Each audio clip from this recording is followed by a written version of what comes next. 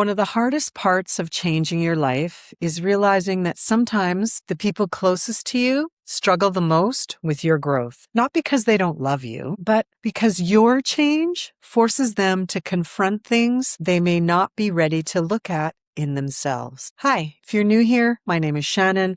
I've lost 100 pounds naturally and I've kept it off for 8 years. This is the Strong Journey podcast, where I share my ramblings about what worked, what didn't, and all the things I wish I knew along the way. The good, the bad, and yes, sometimes the ugly. In this episode, we talk about what happens when your growth makes other people uncomfortable.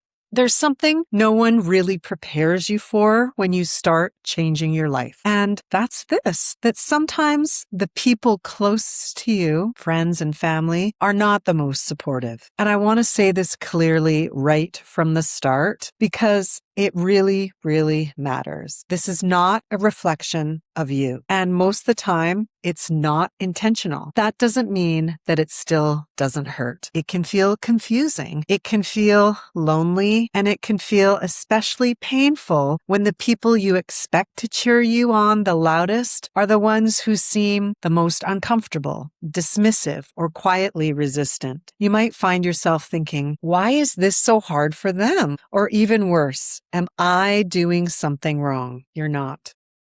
What you're often experiencing isn't a lack of love by any means. It's discomfort with change. Your change disrupts familiar patterns. It challenges unspoken dynamics. And sometimes it brings up things in other people that they're just not ready to face. That doesn't make them bad people.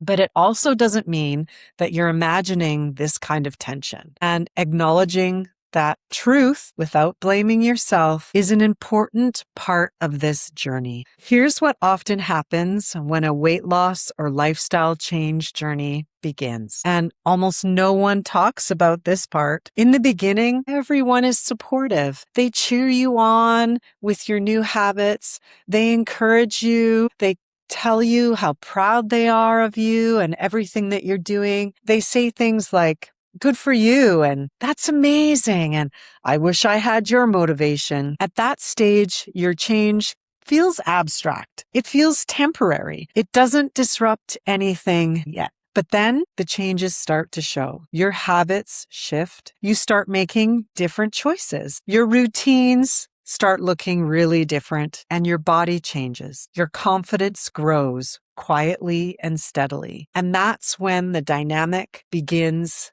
to change too. Not all at once, not loudly, but subtly. The jokes start to creep in. Then you start getting comments about your change. The encouragement gets replaced with teasing, pressure, or concern that feels a little misplaced. And suddenly, what started as support can feel like resistance. And that shift is confusing, especially when you haven't changed who you are, just how you're taking care of yourself. But that moment, when your growth becomes visible, that is often when other people start to feel it the most. This is the part that's really important to understand. When you start making healthier choices, you're not just changing your body, you're changing the unspoken rules of the relationship. Every relationship has patterns, shared habits, and unspoken agreements about how things are done. So when one person changes, even in a positive ways, it can quietly disrupt that balance. And for some people, that creates discomfort. Not because they don't love you, they really do. Not because they don't want to see you fail, they want you to succeed. But because your change can highlight things they may be struggling with themselves, choices that they wish they were making, habits they've been avoiding, or changes that they're not ready to face. You become a mirror without meaning to. Your new habits reflect back questions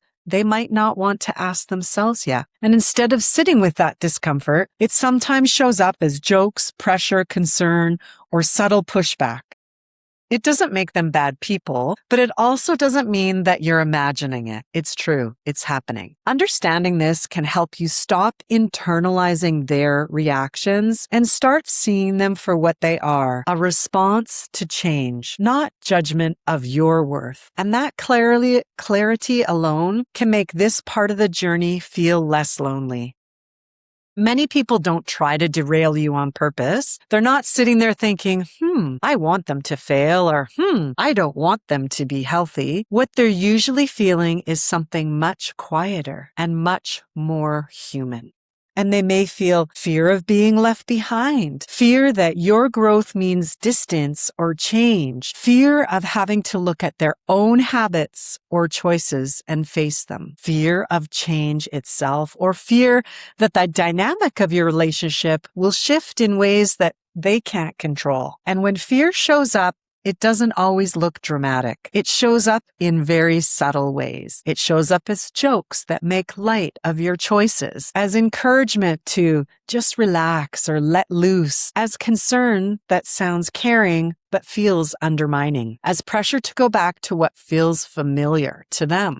Understanding this doesn't excuse the hurtful behavior, but it does explain it. And when you understand where this is coming from, it just becomes a little easier to respond with clarity instead of self-doubt, and boundaries instead of guilt. It often sounds like this. Oh, come on, just have a little. Or you're on vacation, one piece won't hurt. Or you've been so good, you deserve this. Live a little. And on the surface, those comments can sound supportive, even sometimes loving. They're often said with a smile or said with good intentions, sometimes even with genuine care. But underneath, they can feel like pressure. Pressure to relax your boundaries. Pressure to go back to your old habits. Pressure to be a version of yourself that feels more familiar and comfortable to everyone else. Because who you're becoming, the choices that you are now starting to make, the discipline you're practicing, the self-respect you're building can feel very unfamiliar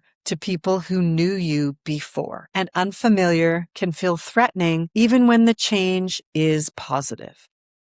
So what sounds like encouragement can actually land as resistance. Not because you're doing something wrong, you're not, but because your growth is changing the dynamic in ways that they're not quite ready for yet. Recognizing that distinction can help you stop questioning yourself and your choices and start standing more confidently in who you're becoming and the choices you're making for your own health. Many people don't understand that for a lot of us, this isn't just a diet. For many of us, we're recovering from obesity, and that recovery has a lot in common with addiction recovery.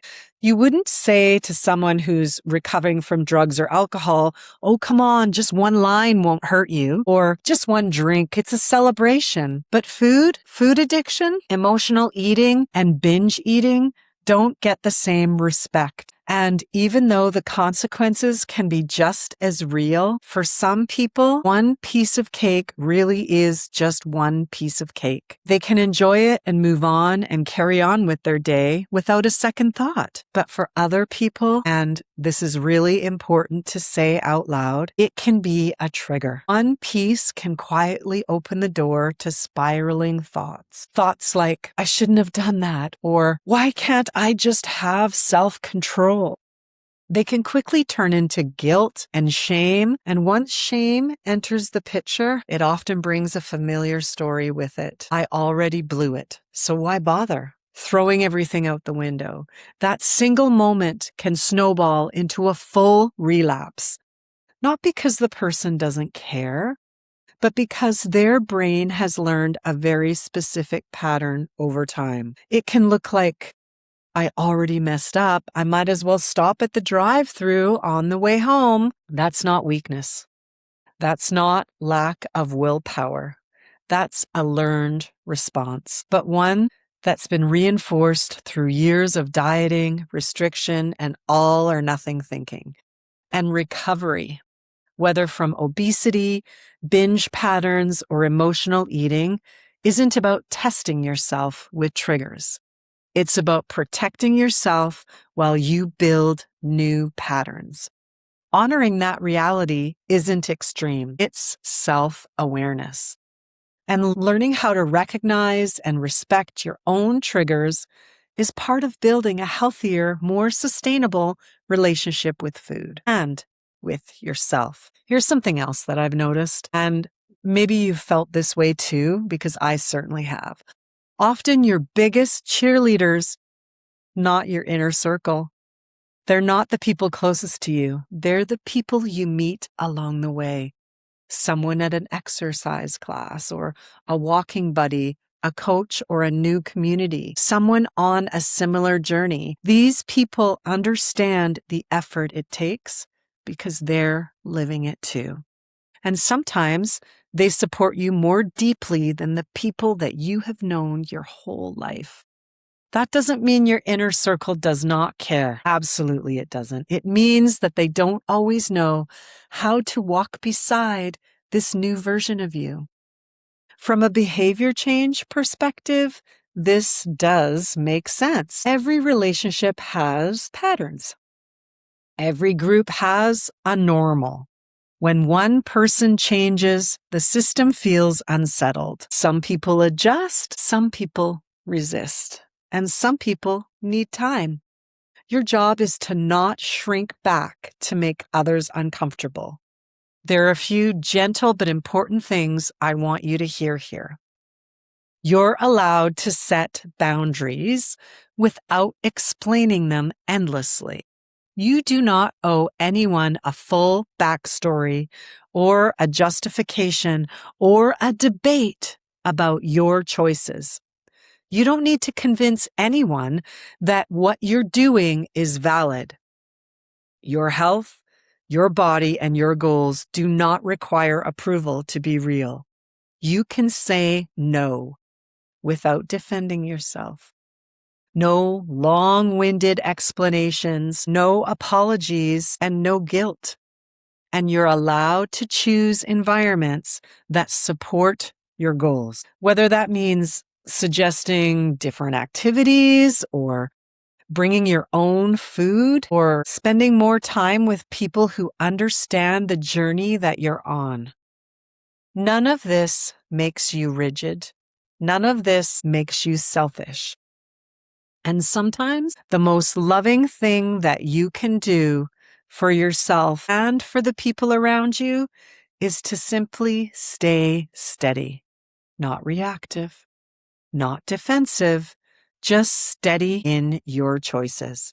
Because when you stay grounded and consistent, you give others time to adjust, and you give yourself the space to keep moving forward without constantly questioning yourself.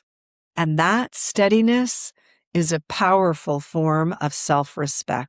If you felt lonely on this journey, if you felt misunderstood, if you felt pressure from people you love, you're not imagining it.